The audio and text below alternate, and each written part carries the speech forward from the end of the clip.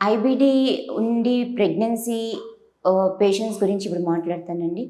ఒకవేళ ఐబీడీ ఉంది పేషెంట్‌కి, తను ప్రెగ్నెన్సీ టైంలో డిసీజ్ చాలా కంట్రోల్‌లో ఉంది. మందులు చాలా చక్కగా వాడుతున్నారు ఆ పేషెంటు. తర్వాత తన రిపోర్ట్స్ అన్నీ బాగున్నాయి. తనప్పుడు ప్రెగ్నెన్సీ వచ్చింది. కన్సీవ్ అయ్యారు. ప్రెగ్నెన్సీ వచ్చింది. బిడ్డకి కానీ, తల్లికి కానీ ఎలాంటి కష్టం ఉండదండి.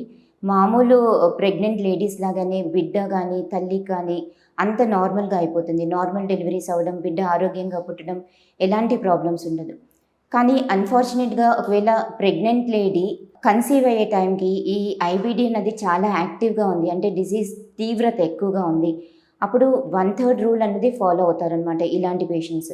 1/3 కేసెస్‌లో వర్సన్ అవుతారు. 1/3 కేసెస్‌లో ఇంప్రూవ్ అవుతారు. 1/3 కేసెస్‌లో సేమ్ అలానే కంటిన్యూ అవుతారు. తర్వాత పుట్టబోయే బిడ్డకు కూడా అరుదుగా అంటే యూజువల్‌గా కాదు, తక్కువ రిస్క్‌లో కొన్ని కాంప్లికేషన్స్ అయితే డెవలప్ అవ్వచ్చు. ఆ కాంప్లికేషన్స్ ఎలా ఉంటాయంటే స్పాంటేనియస్ అబార్షన్స్ కానీ, స్మాల్ ఫర్ జెస్టేషనల్ ఏజ్ అంటే బిడ్డ సన్నగా వెయిట్ తక్కువగా పుట్టడము, తర్వాత ప్రీటర్మ్ డెలివరీస్ ఇలాంటి కాంప్లికేషన్స్ ఉంటాయి. తర్వాత ఇంకోటి డౌట్ ఏమడుగుతారంటే ప్రెగ్నెంట్ లేడీస్, ఐబీడీ ఉన్న ప్రెగ్నెంట్ లేడీస్ మందులు కంటిన్యూ చేయొచ్చా? ఆ మందులు వాడటం వల్ల బిడ్డకి ఏమైనా హాని అవుతుందా? లేదండి.